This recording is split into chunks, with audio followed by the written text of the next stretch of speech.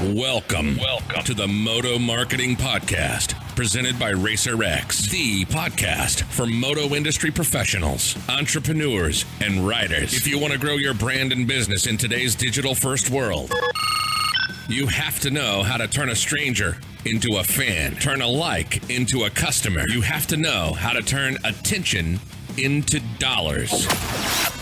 This podcast is dedicated to keeping you in the know on real marketing tactics that work in the moto world so that you grow your business and help grow the sport. Get ready to learn from the very same marketing experts trusted by RacerX, Lucas Oil Pro Motocross, GNCC, and NBC Sports. They'll help you navigate the world of digital marketing for your moto brand.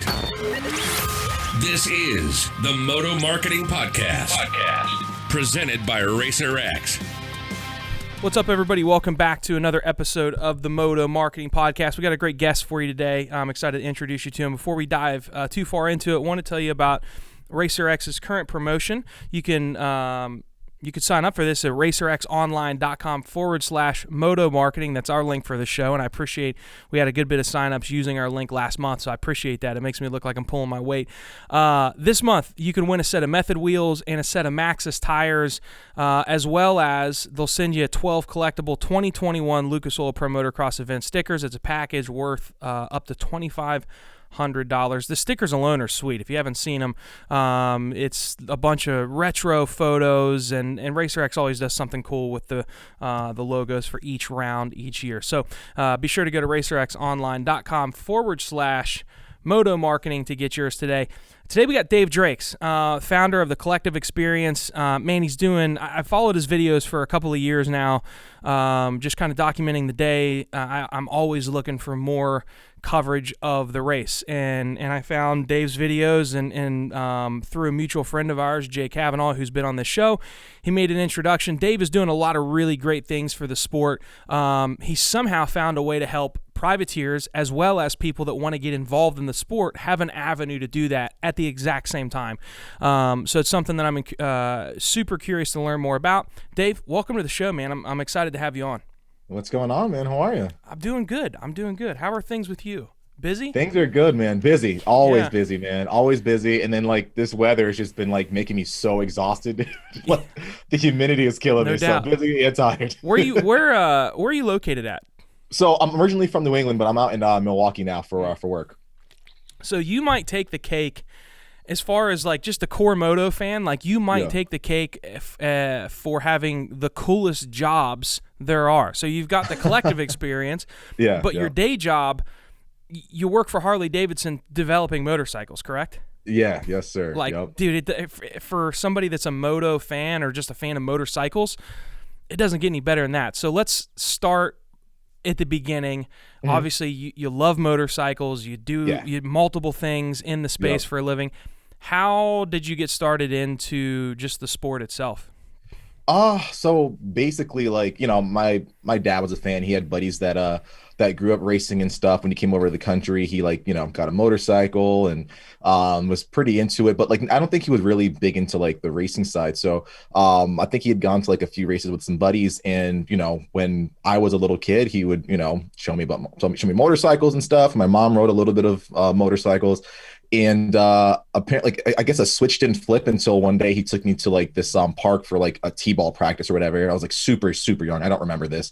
And a guy like blitzed by in the back of the field on a dirt bike. And I saw like, I think this guy was like on a 125 or something, adult, and he had a little kid with him. And I saw that and I was like, oh, dude, like I want a dirt bike now. Like I want to do that. And he was like, oh, okay.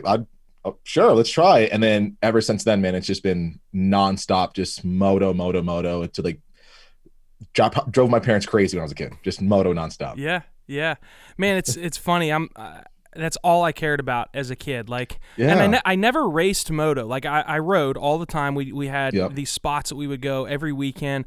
Mm-hmm. But I think my parents were afraid to let me race, so they never really took me to any of the local tracks and whatnot. But I raced BMX.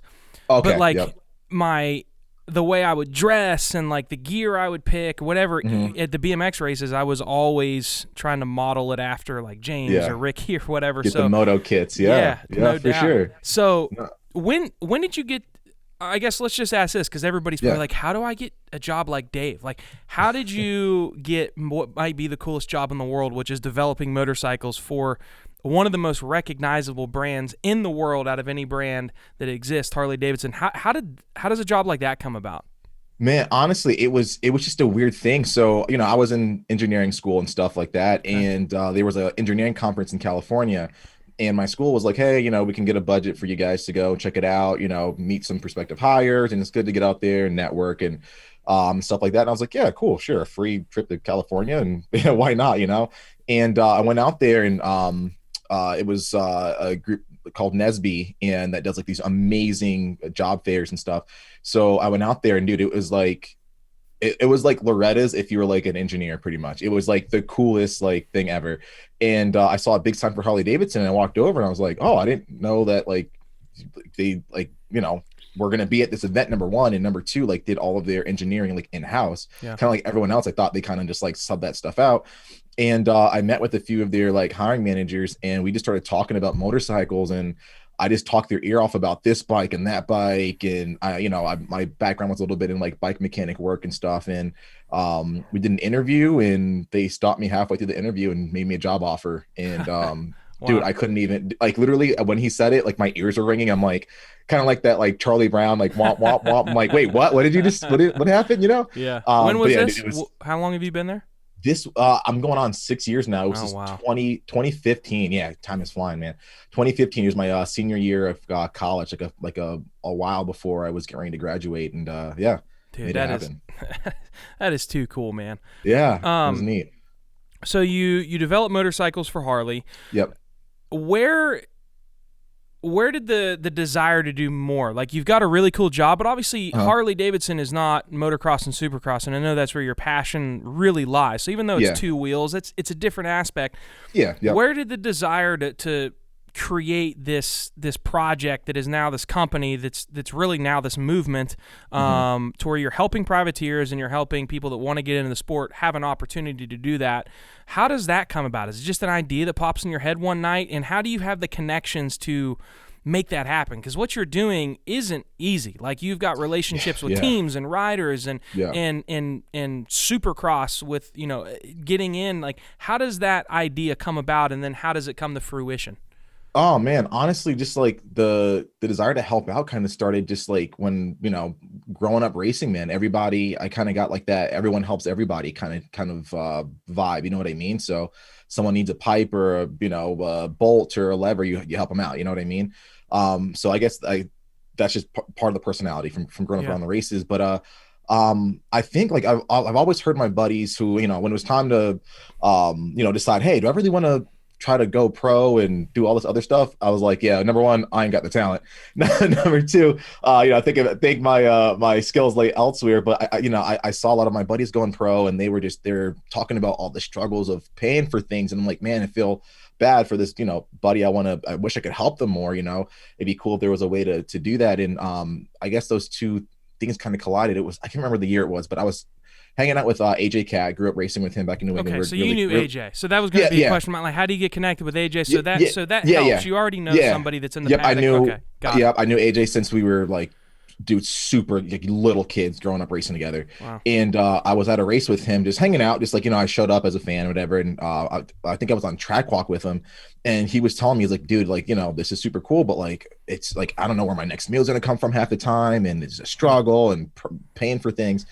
And I was like, dude, like, that's crazy. Like, like you should just like, have people come and just see what it's like to be a pro and stuff like that. And I thought about it. I'm like, man, that'd be actually really a cool business to like, be able to help out privateers, but also give fans something that they really want. Like, I mean, who doesn't, Luke, dude, like, who wouldn't want to go behind the velvet rope at a Supercross race? Like that's phenomenal, as well as, race funding to help privateers and stuff. And I guess the ideas clicked. I talked to AJ about it, and it was just nonstop back and forth. You hear Noah bunch talking to teams, talking to riders, talking to Supercross, and just nonstop hammering people and refining the business plan, and it ended up working out.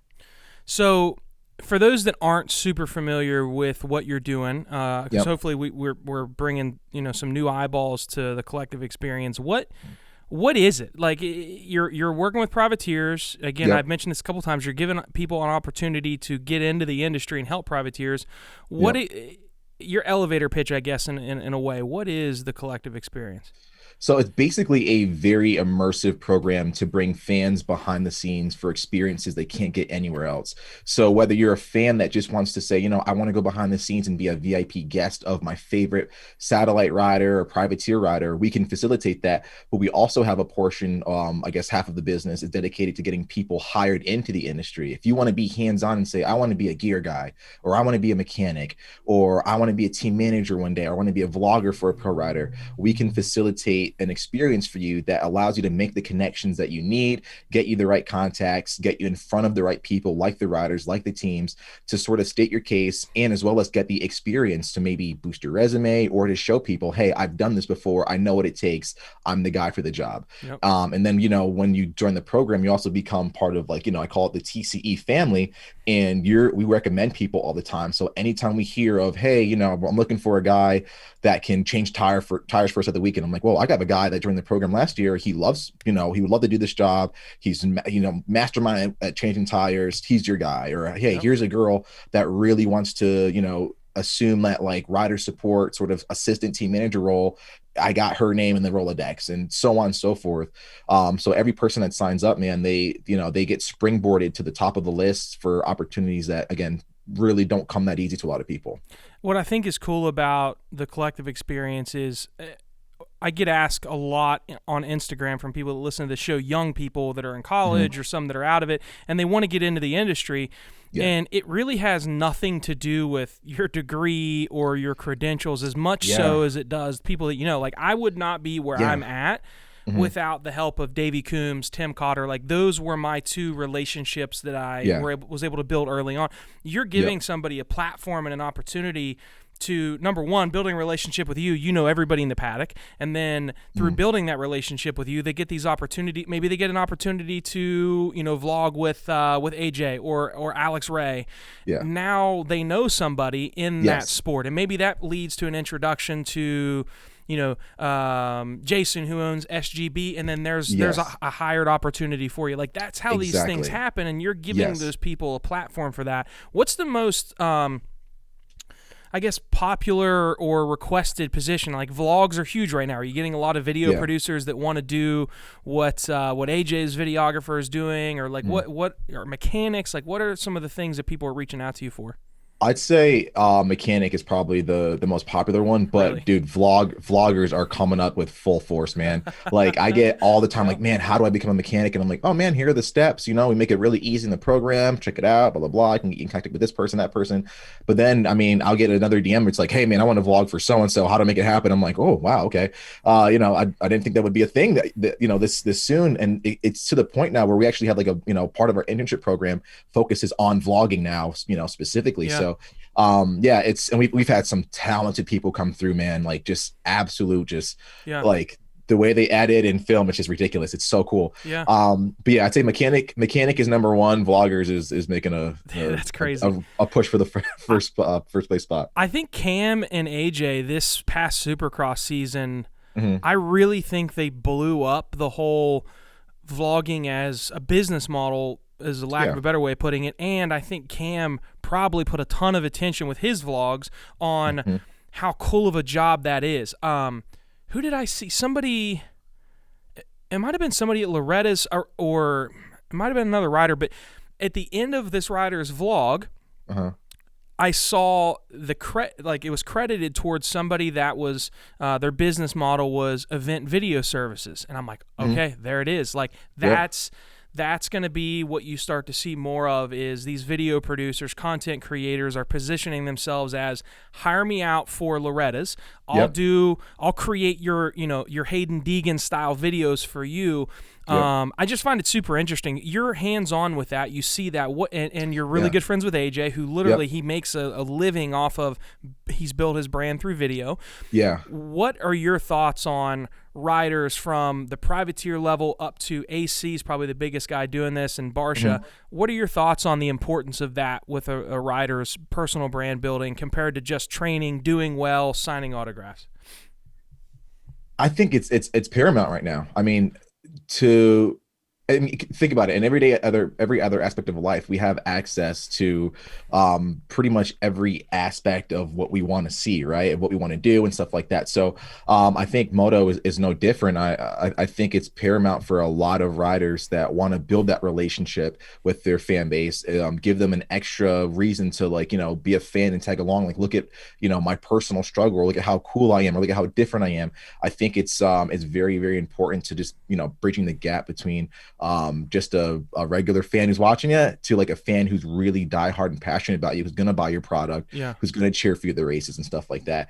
And again, it gives you another chance to like really tell your story and separate yourself from the next guy down the line. Because really, we're all riders, we're all racers, we're all pretty similar, but it's those little nuances that really up until this point weren't really getting showed that often, that make us who we are, really, and individualize us. So I can only imagine, man, like, think about if, like, I don't know, guys like Bobby Canary or something like that had like a vlogger and would show behind the scenes stuff, dude. Like, I've heard stories in the pits about that guy and so many other people that, like, they would be just as popular if you heard, you actually got to see the day in day out kind of stories and stuff. And I think just about every rider needs to have something, even if you're just an average amateur rider. Like, show the story of you trying to get to that next step. You know what I mean? Like, why not? Well, recently as of when we recorded this show, at least, Villeman was on the Pulp MX show, and DV's always an awesome guest. He's very blunt. He does not care about. He's going to tell you his opinion.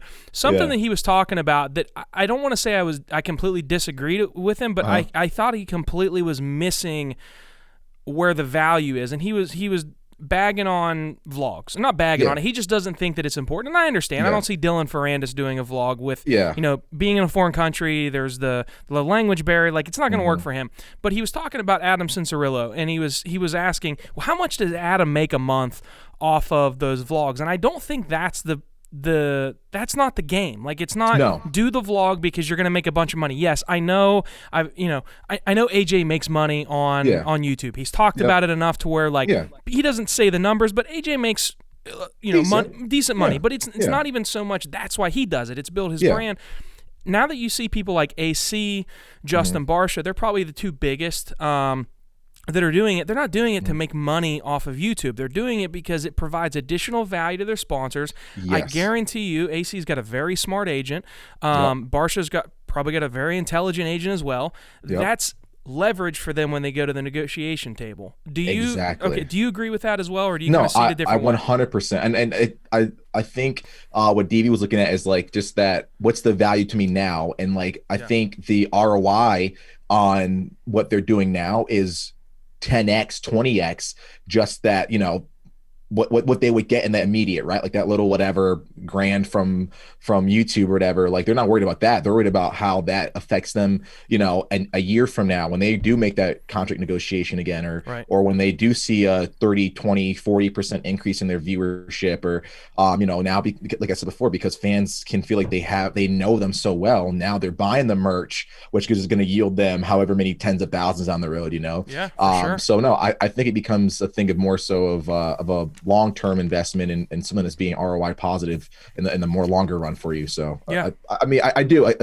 think to DV's point, because I listen to the same one. Like, there's a lot, right? There's a lot of vlogs, but I think we can kind of pick and choose what we want to see. I might not want to see some random rider's vlog per se, but I might want to see this rider's vlog. You know what I mean? Or whatever it is. So no doubt. Yeah, I think there's a lot of different ways you can skin it. And in a second, I want to talk to you about, you obviously have done a lot with video to promote your brand as well. We've got Dave Drakes on from the Collective Experience. Really quick, I want to say thank you to the guys at Michelin that support us, to support the Impact, Walmsley Cycles, Michelin Tires, e-bike team. They support the show. They support me. Be sure to check out their full line of bicycle tires as well as the motorcycle tires. A lot of people don't know 1891 Michelin came out with their first tire, and it was actually a bicycle tire. The E-Wild series, you hear Steve talk about his e-bike all the time on his show. He likes E-Wilds as well. BMX, I mean, there's a lot of, look at Chad Reed's kids. There's a lot of folks that are kind of jumping back and forth between the sports. They have an awesome BMX tire, the Pilot SX and the Pilot SX Slick. Be sure to check that out. And then Impact Results. That's my company. That's who pays the bills. We don't get paid to do this show, so somebody's got to pay me somehow. Well, that's Impact Results. We work with brands that sell their products online in the motorcycle space, offering social media search, web design, email marketing, you name it, whatever we need to do to help you. And we work with brands like Seven, FMF, Lucas Oil Pro Motocross Series. We do all the marketing for those ticket sales, just to name a few. So feel free to reach out to me if you have marketing questions. Happy to let you pick my brain. You can find my information at ThinkImpact, ThinkImpact.com. Dave, you... The way that I discovered you was your vlogs. You've got a really... It's hard to be different when you have so many people doing the same type of a thing, and you've got a very different approach because obviously you're not a rider. You're bouncing around the pits, which in the last couple of years has been probably the hardest thing in the world to do. You're bouncing around the pits, and you and Steve Mathis, the thing that you guys have in common is you're showing... you're bringing light to people that otherwise I'd never know. Like this Greco character with the awesome mustache that I don't think he's made a main event. The guy is grinding, and like I would never know who the guy is, but I feel like I know who he is because of your videos, and I want to talk about him in a second because I've got questions about him. All right. Talk to me about your vlog. Where did that idea come from? You've been doing them for a few years now. Where did that concept come from that made you want to start doing these videos as well to promote your business? Honestly, man, it was just like, people were asking me like, hey man, what's it like to, do track walk and talk to this guy and that guy. And I'm like, oh, it's pretty cool. Just like, I'm like things that you really wouldn't think about that would be like super cool. Cause like, what it's like when you're in the industry and you're like working, you kind of like have blinders on to some things. So I was like, oh, is that kind of cool to you? Would you want to like check that out, whatever? Like, yeah. I'm like, oh, maybe I should like film it. And plus, like, we were just having so much fun, like behind the scenes, just laughing and joking and stuff like that. I'm like, man, we should like, document this stuff. And so yeah, I've been doing it a couple of years, and it's been fun. I will say it's a lot of work. Trying to, run the collective and do kind of a vlog. Cause I do like to add the personal touch to it and stuff like that. But dude, it's been great, man. It's been a lot of fun being able to, show these new faces around the pits and kind of show a lot of the behind the scenes hijinks at the hotels or whatever, or out to dinner, just eating way too much food or something like that. It's a cool look at everything. Have you seen value from it from the standpoint of people reaching out to you because they discovered your program through the videos? Has it gotten to that point yet that you feel that it's obviously you have fun doing it and you see some type of value in it? Have you seen people coming into your program from it yet? A little bit. I'd like to see it a little bit more, but a little bit. I think it's tough because, like you said, I'm not a rider, so a lot of people are like, oh, okay, who's this random guy? You know what I mean? Until you kind of like get the gist of it and get the multi-rider perspective and stuff like that, then they kind of get the idea. But initially, I don't think people realize. I think they think I'm just like a fan that just like got into the pitch or something like that, Yeah. But I guess basically that's what it is. Yeah, man. I think you could use it as a like more intentionally as a tool, because that's. I did not know that the collective experience existed, obviously, before your videos. And then I didn't know what it was until you do a really good job of kind of explaining in different parts of the video what the program is. It might be something that, if you have people reaching out to you asking questions, I always call YouTube as like, it's a perfect video brochure for real estate agents or whoever, like taking those videos and sending them off and being like, hey, here's... You would get this type of access, or if you have a guy that's a vlogger, I would be interested in seeing like that guy's experience for the weekend. For sure. So I mean, just it might be an idea that you could take and run with, because I'd hate to see you stop doing them. I'd love to see you continue to do them, and I know that you've got to have a return to see a value in putting in that type of time, because you have some pretty elaborate vlogs, like they're not short. I know some of them are a little. I had to work on like chopping them down a little bit, because I mean, to me, like, again, I'm coming from a fan background, so to me it's all pretty interesting, you know what I mean? When you look at it. But I think I'm definitely going to pare them down for this next time coming around and stuff like that. But no, that's a great idea. And I do a little bit of that, but I for sure think there's opportunity to maximize that even more and really showcase what people would get out of the program. Yeah. Who's the most interesting privateer in the pits that you know of, at least? The most interesting privateer. Yeah, we're gonna do some privateer stories now because I know Oh you've man, got all kinds of good stuff. who's the most interesting? Yeah. Oh, that's so tough, man. I like they're all like they all have so many gnarly stories, man. Yeah. Um, I'd say there's a couple of them for like different reasons. Like, I mean, you brought up Greco. Greco is interesting just because he's Josh Greco, man. His whole deal is just pretty hilarious and interesting. Um,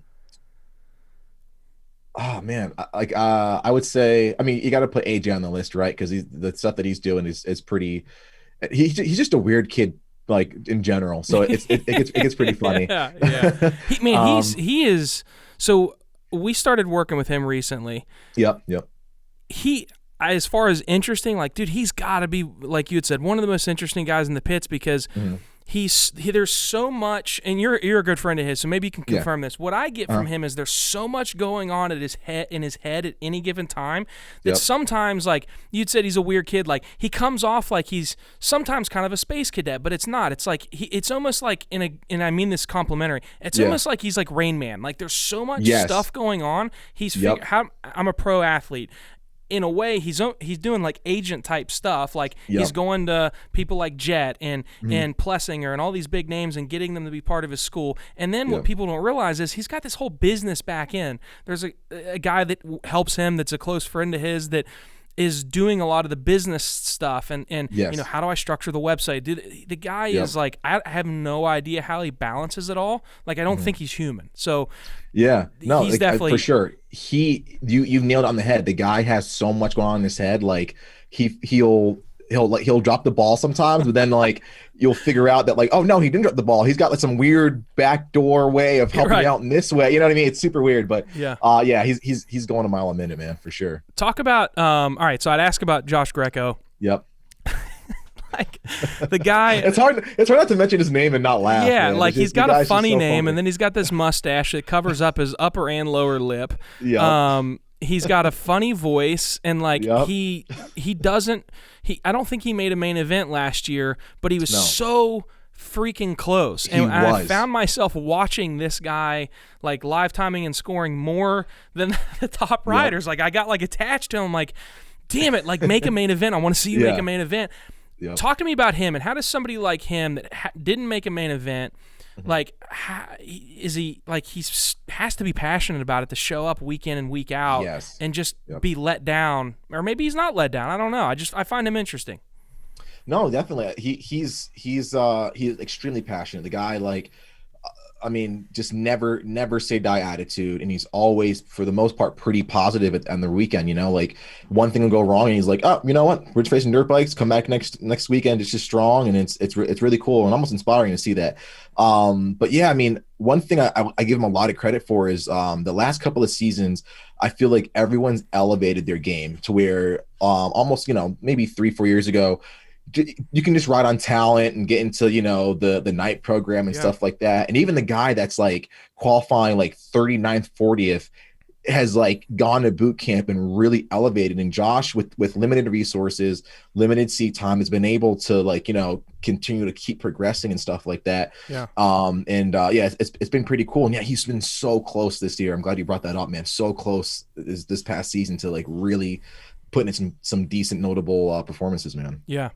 Man, you've got a cool job. Like I said it at the beginning, like I'll say it again. Like, you develop motorcycles for Harley Davidson. You get to hang out with probably the most interesting guys in the pits. Like, I feel like the top pros, like, like Barsh is pretty interesting. Like, his vlogs have, like, I'm like, wow, that guy actually has a personality. He's funny. But most of those guys are robotic. Like, Eli Tomac's not that interesting, other than the fact that he's fast and he's just a freak of a human. The guys that are interesting are the Grecos, the AJ Cats, the A-Rays, all these guys like that, and that's who you get to spend time with, man. It's and you're there to help them and then help bring people in. Have you seen some people come through your program that have gotten an opportunity that it's like, that's their dream opportunity, obviously, and you help them get that? Have you seen that? And it's got to be a rewarding thing to see. Oh, dude, all the time. I actually did one of the vlogs where like I walked through the pits and like there were so many teams where guys were waving from me, and I was like, oh, dude, that was an intern from me a year ago or 2 years ago, or hey, that guy worked with Kid Clayson last year, and now he's like the vlogger for this person. Dude, And that's cool. yeah, and then even a few guys for Feld, like Cole Beach films for Feld, and he's like one of their media managers, and he came through our program in 2018, and we got him hooked up with some cool opportunities and stuff like that, and like it's so rewarding, man, to see like whenever I see Cole Beach on the weekend, he's doing his thing and he's like all smiles. It's like, dude, how freaking cool to know that like I was part of like this dude, like his success and doing cool stuff. And it's really really cool to get like really ambitious interns in and experience goers, and for them to transform that into just some really really cool opportunities, man. It makes me happy, it makes me proud, lets me know that the program works, and like, hey, I'm giving back to the sport that I feel like has given me a lot and that I love so much. So it's great, dude. Hearing that story, I'm like smiling ear to ear because I was that kid that like I literally would have scrubbed the toilet at Racer X. Like just give me a chance. Give me a chance. Yes. And obviously Davey Coombs is like he's an icon of the sport, but he means so much to me, and Tim Cotter and even Kerry Coombs, like, because they gave me that opportunity. It's why I do this show and have never asked them for a dime, is because one, it's good for my platform. I get to meet new people, but like if it's a piece of content that can help Racer X even a little bit, like I'm happy to do it because I'm so grateful to hear you tell that story, and you're giving multiple people that opportunity. The guy that's working for Feld and the intern to 2018, and now you get it. Like, dude, that is the raddest. That's the coolest thing that's been said on this show, because like it's so hard to get in this sport, man. And you know that. So that's cool. That's a feeling I wish I could get more of, as far as just like helping people break into the sport, because you and I both know how hard it is, and that's literally your business, is to do that. Sir. So, oh, for sure. I mean, awesome. I remember being the kid, like looking through the fence, like, man, one day, I wish I could do this, or I wish, one day I'll do that. And no, I mean, that's kind of what I lead with, like every single time I take off for a race and to help people out, or every time I answer a DM, it's like my first thing is like, okay, how can I get this person who I can relate to, who is that 10, 12-year-old Dave looking through the fence wishing, how can I get them to that point? So no, 100%. Well, man, it's been awesome to hear your stories and to hear how you've created what you've done. I appreciate you coming on the show today. And how can people learn more about your programs and your VIP experiences and whatnot? Obviously, Supercross is going to be coming up sooner rather than later. Where can people learn more about the Collective Experience? They can head to thecollectivexp.com or check us out at the Collective EX on Instagram. We're on YouTube, The Collective Experience. You can DM me. You can send us a message on Facebook. You can email me at contact@thecollectivexp.com. We're here to help people get to that next level in every facet of the word, and really get them connected in the sport and doing some really, really cool things. And just a huge shout out to everybody that's been supportive of it so far. All the cool sponsors, all of the riders, the teams, the racing organizations. It's been a huge pleasure to do this program. I'd mentioned Supercross is right around the corner, but are you doing this in motocross as well? Yeah. Yep. Oh, you're doing it outdoors too? Yep. Outdoors and arena cross, actually. So, oh, really? Okay. We spread we spread it all out, man. Yeah. Okay, great. Trying to branch out and do some other forms of racing too. So awesome. I'm glad I mentioned that then, because I was like, man, I for some reason thought it was a Supercross only type of thing. So you're doing it outdoors, arena cross, Supercross. If there's a race, man, we're awesome. Usually there. Very cool. Yep. Well, definitely everybody check out the Collective Experience. Dave, man, it's been awesome chatting with you. I'm looking forward to seeing you this season for sure. at a race and getting to meet in person, man. Definitely, man. It's going to be awesome. Looking forward to it. Well, thanks for coming on the show. We appreciate it. Anytime. Thank you for listening to the Moto Marketing Podcast. If your goal is to get real, measurable results from your marketing that will grow your company revenue, then check out how Impact Media can get the same results that they have for Moto's most iconic brands by visiting thinkimpact.com. That's THINKIMPAKT.com. Have a marketing question that you want answered on the show? Send your questions to questions@motomarketingpodcast.com. Don't forget to rate, review, and subscribe to the podcast. And we'll catch you on the next episode of the Moto Marketing Podcast.